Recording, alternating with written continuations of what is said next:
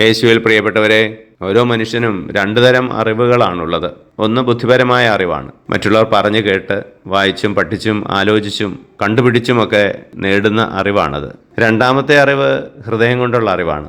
അത് അനുഭവിച്ച് ലഭിക്കുന്ന അറിവാണ്. ഹൃദയം കൊണ്ടുള്ള അറിവാണ് ആഴമായ ബന്ധങ്ങളിലേക്കൊക്കെ നയിക്കുന്നത്. ഇന്നത്തെ വചനത്തിൽ ഈശോ ശിഷ്യന്മാരോട് ചോദിക്കുന്നുണ്ട്, ഈശോ ആരാണെന്നാണ് അവരുടെ അഭിപ്രായം.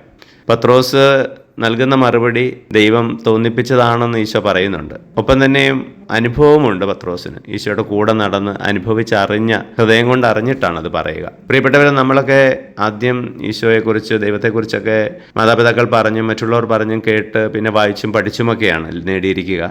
ആ ബുദ്ധിപരമായ അറിവ് ഹൃദയതലത്തിലേക്ക് കടന്നു വരുമ്പോഴാണ് പ്രാർത്ഥന അനുഭവമുള്ള ഒന്നായി മാറുന്നത്. അല്ലെങ്കിൽ ഈശോ പറയുന്നത് പോലെ നമ്മൾ അധരം കൊണ്ട് മാത്രം ദൈവത്തെ സ്തുതിക്കുന്നവരായി മാറുകയാണ്. ബുദ്ധിപരമായ അറിവ് ഉപയോഗിച്ചുള്ള പ്രാർത്ഥന അധര വ്യായാമമാണ്. ഹൃദയം കൊണ്ട് പ്രാർത്ഥിക്കണമെങ്കിൽ ആ ഒരു അനുഭവ തലത്തിലുള്ള അറിവ് വേണം. എനിക്ക് ഈശോ ആര് എന്നുള്ളതിന് ഉത്തരം പറയാൻ സാധിക്കുന്നത് അപ്പോഴാണ്.